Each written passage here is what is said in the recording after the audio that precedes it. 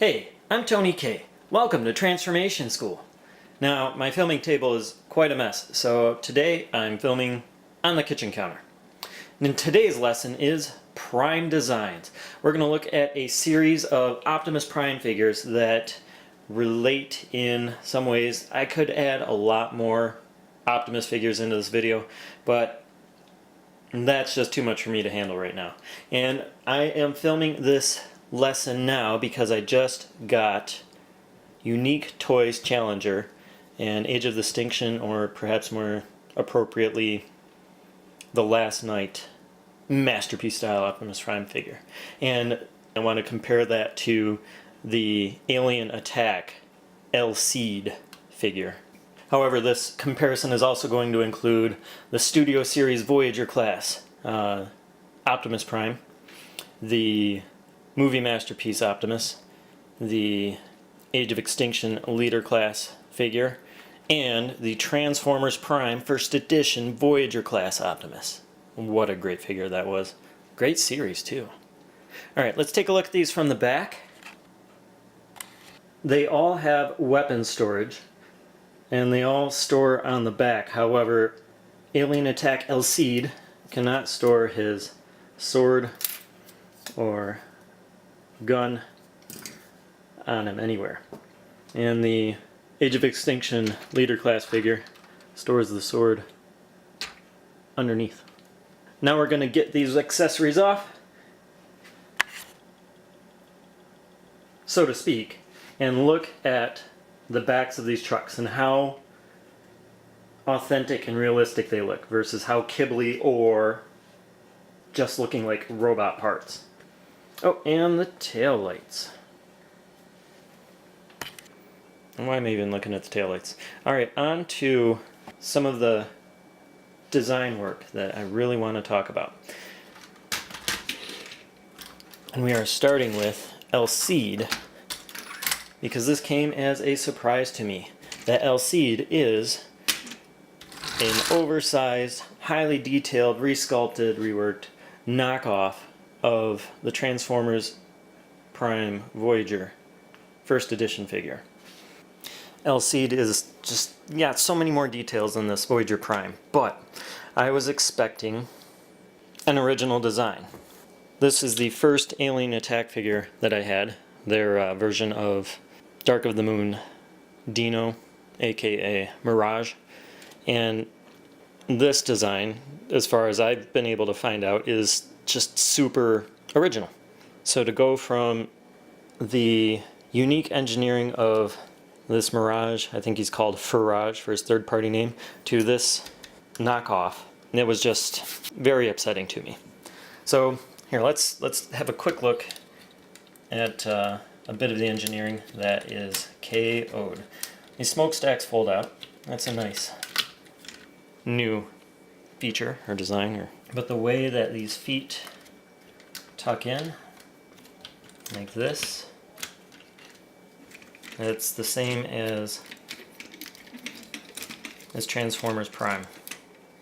First, I'm going to get these back into a tidy looking vehicle. I almost forgot one of the most frustrating parts of LC'd. All of the bits that fall off. Here we've got the windshield and the light bar. This piece from the gun might have been shipped separately.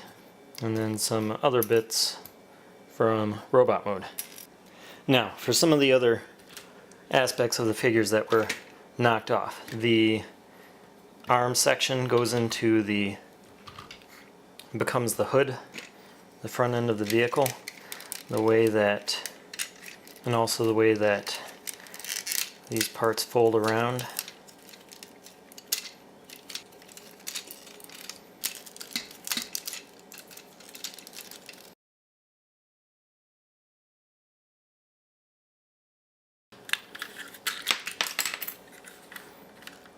There goes the windshield again.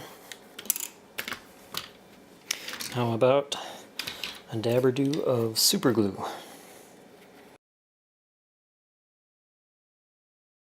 Now back to that transformation.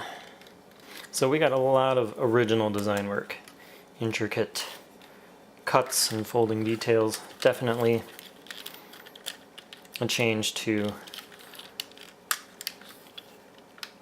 the Prime design. And the parts just fall off this thing. Alright, now this is neat. Turn the smokestacks and then push them in, and they lock in place. So up, turn, down.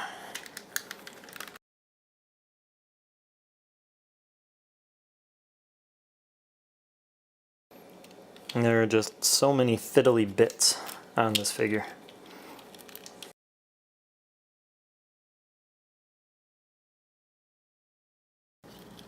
This transformation is very fiddly. It's very intricate. It's definitely very complex and complicated. Now, I do usually prefer a complex transformation. However, there's a lot, I don't know, maybe it's not just the transformation of this figure that bothers me, but other problems. Paint, we'll look at the all the pieces that fall off. Oh, huge bummer.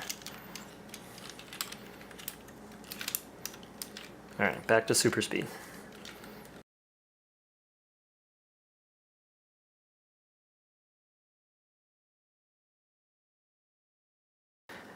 Before I get this all tabbed together, I'm going to use a Dabber-Do of super glue.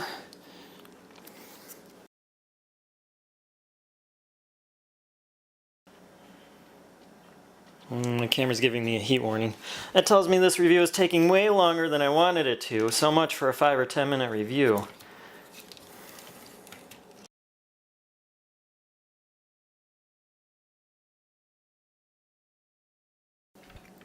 Oh, while we're wrapping up our conversation about this L-Seed being a ripoff, a knockoff of the first edition Voyager Transformers Prime figure, I'd like to point out that on the Studio Series figure, Hasbro revisited the way that the front of the truck becomes the arms. They did make changes to how the panels fold up on the back of this figure versus the back of the first edition figure. But there is quite a bit about this that replicates the engineering of the other figure. Anywho, so Hasbro knocked themselves off, I guess, so to speak. Okay, set that aside. We'll turn our attention to Challenger. And this is going to be so much better.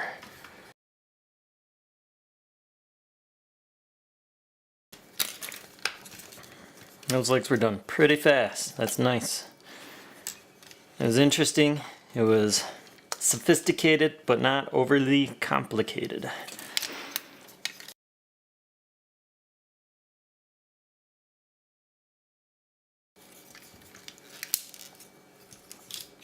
Alright. Wow. That was also a lot of work. Not nearly as much work as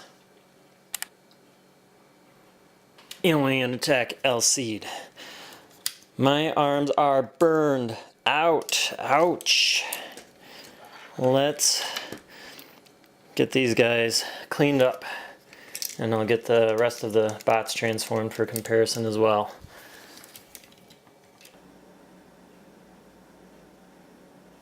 Okay, we've got all of our bots in robot mode, but we're going to take out the first edition Optimus and the Studio Series, because that we've discussed plenty now how L-Seed is a knockoff of these two, or this one in particular. We are going to take this leader class figure out because the rest of these are masterpiece. So masterpiece quality, I'll say. So no Hasbro mainline. And if you haven't noticed already, Alcide is lying down on the counter. And that is because he's trash. But it looks good. This is some good looking trash. Why is he laying down on the counter? Let's zoom in. Focus. This red part on his foot is spring loaded. Very little reason for it to be spring loaded except that I guess it gets you more ankle tilt. If you spring that in all the way, you can do some crazy Michael Jackson leaning right there. Not really necessary. I mean, that's a fair amount of ankle tilt. But the springs, now we need a macro setting on this. The springs that connect the red piece to the silver piece stick out past the bottom of the foot. That would scratch my counter or your desktop, wherever you got this thing displayed. Scratch it all up. This might be, individual results may vary, but even on this foot, they did not trim that spring enough. And I don't know if my tools are intricate enough to do it. I'll probably need to give it a try before I sell this thing, because I would hate to sell this to somebody and then they scratch up their desk or their shelf. So, we're going to put this trash prime on a piece of trash cardboard. And kids are coming through. Let's check on the kids. Let's have a look. So we got this on the cardboard. Cardboard. Let's zoom in. Let's push that spring tip into the cardboard. Is that doing? Nope, doesn't really notice anything. There we go. So a little scratch there. See, scratching up the counter. Didn't have this cardboard on there. Again, the tip on this one was, and the spring was shorter. Still, trash. Moving on up the figure, we've got this pin. Moving on up the figure, we've got a pin coming out here.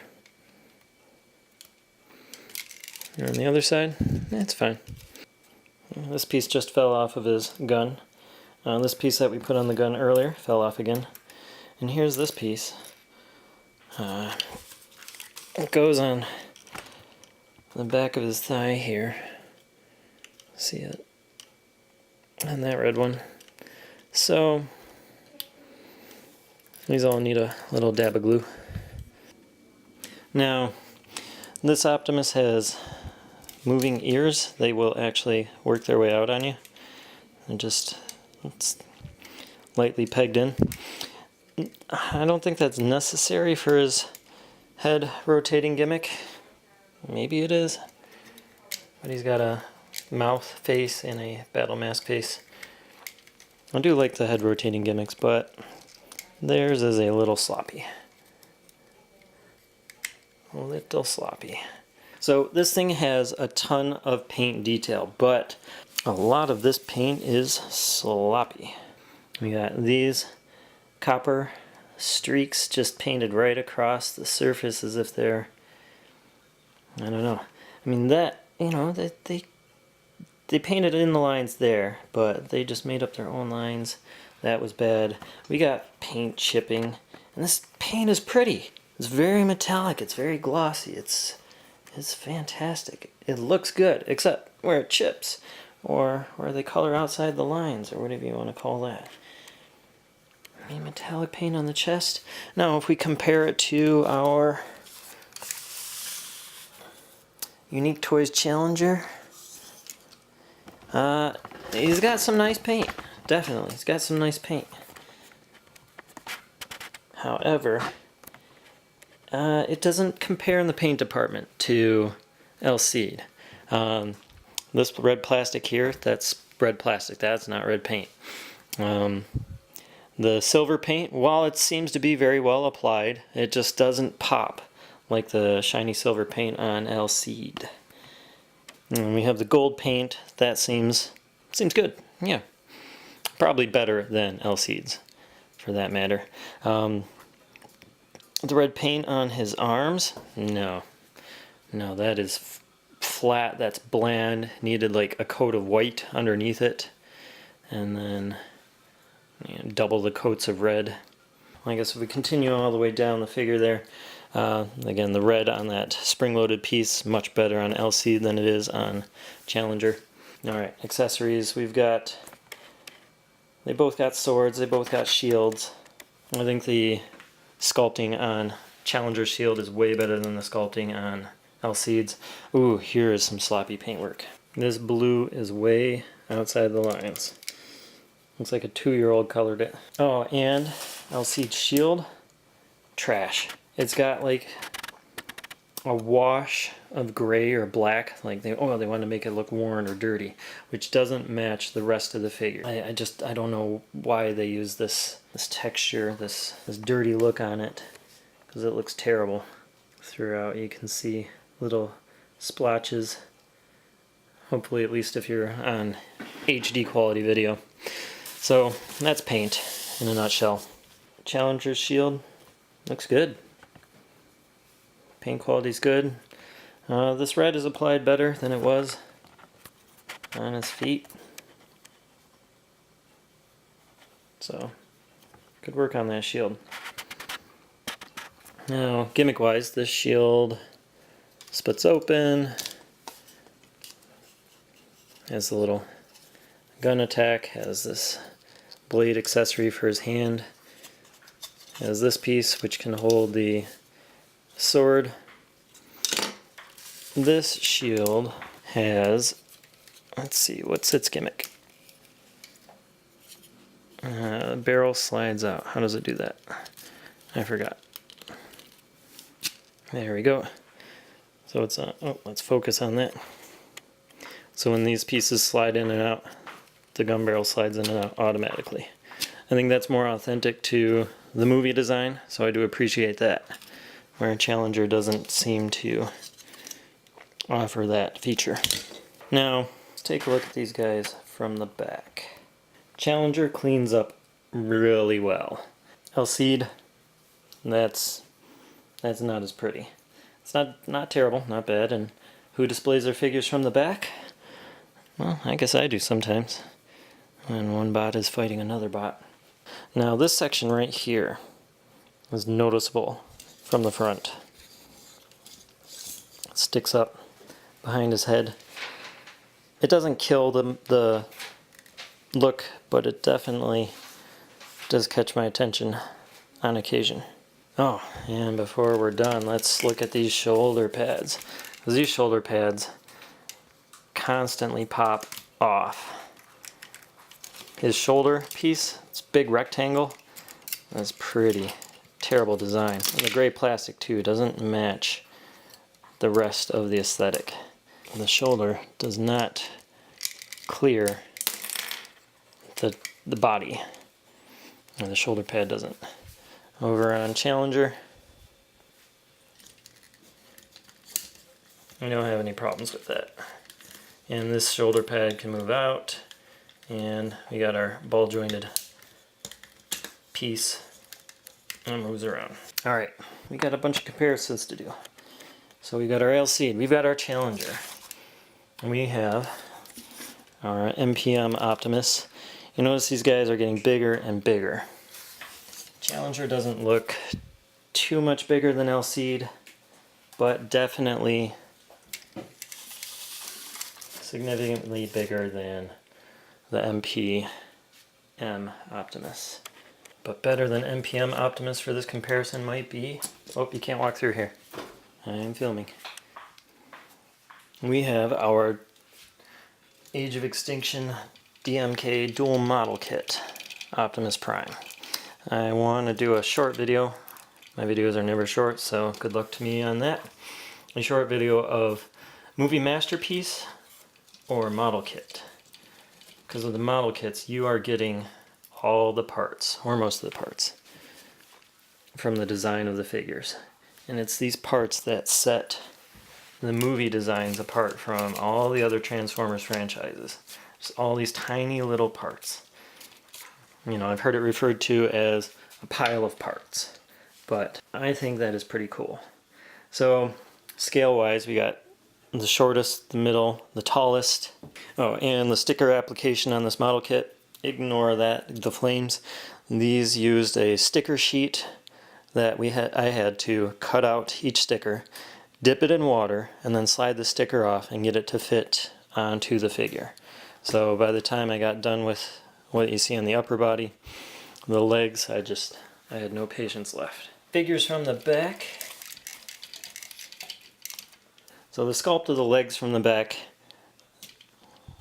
movie accurate. Neither of those are movie accurate. This backpack, not even in the ballpark. But we have these blue pieces here. Again, I didn't bother with the stickers on that. We've got our smokestacks. We've got our gas tanks. This little section here would be representative of the gas tank.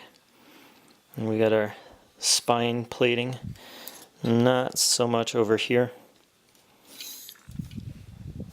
But in the end, if we look at their butts, you can see the design of the model kit butt and the design of the Alien Attack butt. So hey, Alien Attack put in a lot of effort on that butt. Good on them. And the sculpting work on Challenger's butt just kind of matches. This red detail is nice. There might have been red stickers for that figure, I don't know. And I guess this piece on LC that falls off. Here we go. That might be representative of the red on the back of the figure. Outstanding stuff. So I do like the head gimmick. Not so much on LC. I don't think they engineered the head very well. I certainly like it on the MPM Optimus. And a little disappointed that the Challenger doesn't have it, but Challenger does come with a traditional head with battle mask or replaceable humanoid face, and an alternate head from the last night with the red streak and a humanoid and a battle mask option for that red streak as well. And I do like that. And this does have a light up feature, which I don't have batteries in, but I might end up painting those eyes anyway. So last but not least, let's get all these boys together and do some comparisons with their companion parts. So we have our Movie Masterpiece Optimus with the first Movie Masterpiece Bumblebee and then the second Movie Masterpiece Bumblebee.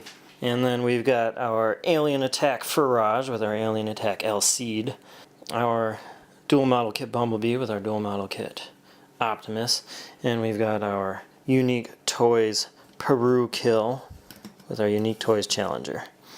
So, was Lockdown this much shorter than Optimus in the film? Probably. That scale is something else. These Bumblebees, man, the scale kills me. So this is the right scale here. Okay? Actually, this guy might need to be a little bit taller. Just a little. This Bumblebee with this Optimus, the right scale.